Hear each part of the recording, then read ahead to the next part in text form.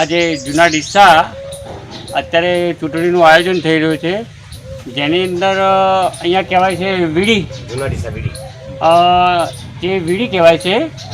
હવે ત્યાં અહીંયા જે ચૂંટણી ચાલુ થાય છે એને તમને કેવું લાગે છે કે ભાજપ છે, કોંગ્રેસ છે, કયા પક્ષ છે, એની અંદર તમને કેવું લાગે છે કે વોટ ભાજપને જ આપવાનો? બરાબર. હા, અહીંયા કેવું કામકાજ છે? કામકાજ સારું ચાલે છે. એમ અહીંયા વિકાસ માટે અમારે અત્યારે હાલ રોડ બની રહ્યો છે, બરાબર, ચાલુ જ છે કામકાજ. અમારે લગભગ ગણો ને ભારત દેશ આઝાદ થયો એટલા વર્ષોથી આજ દિવસ સુધી કોઈ સમસ્યાનો હલ નતો થયો. પરવીનભાઈ માળે આવ્યા એના પછી રોડનું કામ ચાલે છે, જૂના ડીસાથી રોડનું કામ ચાલે છે. એટલે બધી રીતે સરસ છે. વોટ અમારો ભાજપને જ આપવાનો છે. બરાબર. હવે આની અંદર બે છે. વોટ તો આપવા માટે વિકાસની ગાથા જે ભાજપની સરકાર જ છે અને ભાજપને જ વોટ આપવાનો છે. અને અમારે અત્યારે 75 વર્ષ સુધી કંઈ અમને લાભ મળેલો નથી ને અત્યારે અમારે રોડનું કામ ચાલુ છે અને બીજેપી સરકાર આવતો સારું પણ છે અને બીજેપીની જ વોટ આપવાનો છે.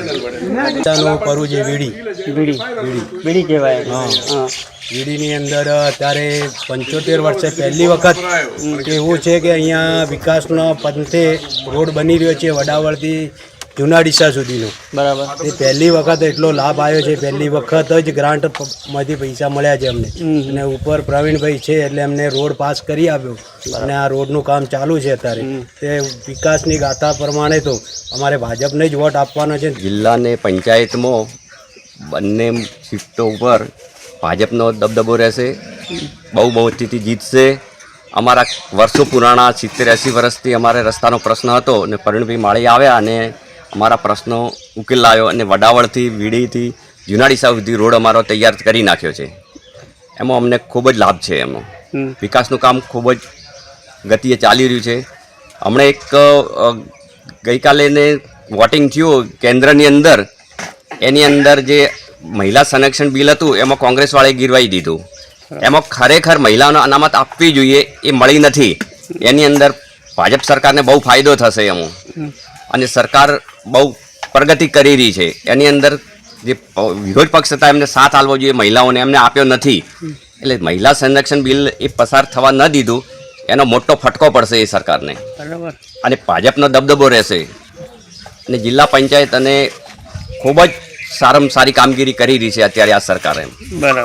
પાણીનો પ્રશ્ન હતો એ લગભગ મોટા પાયે ઉકેલ આવી ગયો છે અને તળાવો છે જે ભૂપેન્દ્રભાઈ સરકારે 3 કિલોમીટર પહેલાં કર્યું હતું, અત્યારે 7 કિલોમીટર પર તમામ તળાવો ભરવાનું કામગીરી ચાલુ છે અત્યારે. આ કયો એરિયા કહેવાય? આ જૂના ડીસા વીડી વિસ્તાર છે. ક્યારે કોઈ નોંધ લીધી નથી, પણ આ સરકાર આવ્યા પછી, પરણભાઈ આવ્યા પછી આની નોંધ લીધી, રસ્તાઓ બીજા બધા કમ્પ્લીટ કરી નાખ્યા છે. અમને સારું લાગે છે, વિકાસ વધારશે. અમારે પરવીનભાઈએ રોડ બનાવ્યો, પછી ભાજપમાં વોટ હાલે કમળમાં તો આગળ બી ભાજપ છે તો ભાજપમાં વોટ હલાય, કોંગ્રેસમાં ના હલાય. સારું લાગે છે. અમારા જૂના મિત્ર છે એટલે અમે અમારા જૂના મિત્રને વોટ આપશે. બરાબર. અહીંયા કયો એરિયા કહેવાય? આ વીડી એરિયા કહેવાય.